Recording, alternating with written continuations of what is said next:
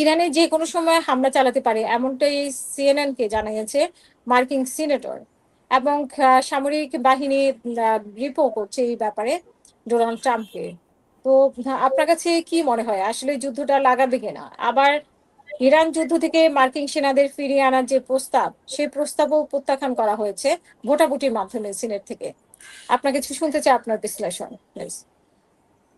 সালাম আলাইকুম, ধন্যবাদ আপা এবং দর্শকদের সবাইকে আমার সশ্রদ্ধ সালাম। সালাম আলাইকুম। জি আপা, আমেরিকার পুরো মিডিয়াটা মনে হয় স্ববিরোধীর কথায় পরিপূর্ণ। মিডিয়ার এক ভাগ বলছে এক কথা, আরেক ভাগ বলছে আরেক কথা, কিন্তু আসল সত্যটা কোনটা সেটা তো জনগণ জানতে চায়।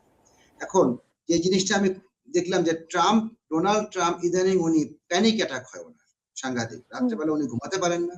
উনি গতকাল না গত পরশুদিন রাত্রে 12:30টার সময় উঠে ওনার তো একমাত্র অস্ত্র হচ্ছে ওনার যে আগে ছিল টুইট, এখন হচ্ছে এক্স হ্যান্ডেল। হ্যাঁ, এই এক্সে কিছুক্ষণ পর পরই উনি ইয়ে করে, উনি বলছেন, আমি বলি এ স্টর্ম ইজ কামিং, একটা ঝড় আসিতেছে। কিসের ঝড়? কোথায় ঝড়?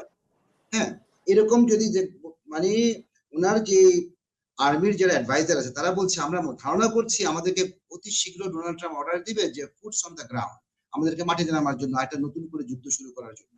কিন্তু এই যুদ্ধের কোন প্রকার আভাস আপনি পাবেন না ইন নিয়ার ফিউচার। কারণ কি আমি বলছি, অলরেডি রাশিয়া এবং চায়না সৌদি আরবে আর ইরানের ভিতরে একটা মধ্যস্থতার জন্য এগিয়ে চলে গেছে, যেটা আমেরিকার জন্য মোটেও এক্সপেক্টেড ছিল না। তারা এটা আশাও করেনি আমেরিকা ভাবে কোন একটা ধাক্কা, স্পেশালি রাশিয়ার তরফ থেকে এবং চীনের সাইডের থেকে। আরেকটা জিনিস হচ্ছে এই যে recently Trump said that he had word with Iran's high officials. উনি ট্রাম্প বলেছে উনি ইরানের হাই অফিশিয়ালদের সাথে কথা বলেছে। প্রমাণটা কোথা থেকে জানেন? ওনার এই সেই এক্স হ্যান্ডেলের পোস্ট। এইগুলো আপনি হাসবেন এগুলো দেখতে, একটা আমেরিকান প্রেসিডেন্ট তার। আমি তো মনে করেছি এটা বোধহয় কেউ জোক মানে ঠাট্টা করছে, কিন্তু দেখা গেল যে ইটস নট এ জোক। এটা ওনার একেবারে লাইন বাই লাইন লেখা যে আমি এই Iran is in state of collapse. Pathan ভাইয়ের কথা সূত্র ধরে Iran in state of collapse ইরানের কোন অফিসিয়াল কখন বলেছে? ট্রাম্প সাহেব যে এত মিথ্যা কথা বলতে পারে, একটা চরম প্যাথোলজিক্যাল লায়ার আমেরিকার প্রেসিডেন্ট হিসেবে আছে। কি বলবো আমি আর। আরেকটা জিনিস বলি আপা, এর ভিতরে কিন্তু আমেরিকা যে জিনিসগুলোর ভিতরে যাচ্ছে সেটা হচ্ছে জেট ফুয়েল প্রাইস কত আপ হয়েছে দর্শকদের জানার জন্য জানেন কতটুকু বৃদ্ধি পেয়েছে দাম?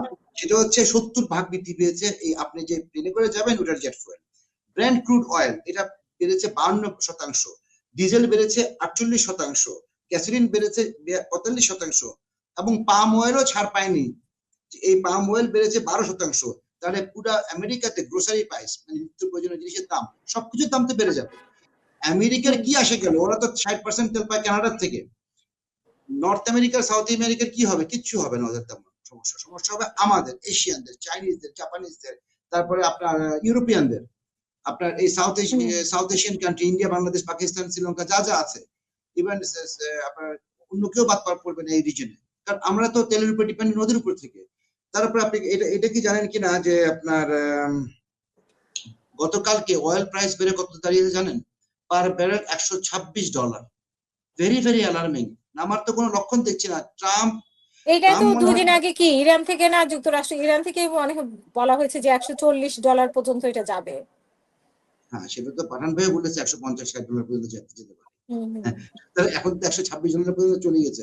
আমার সন্দেহ হচ্ছে আমাদের প্রিয় ফরাদ ভাই কোন চাণক্য নীতির কোন বই পাঠালো নাকি ট্রাম্প সাহেবের কাছে।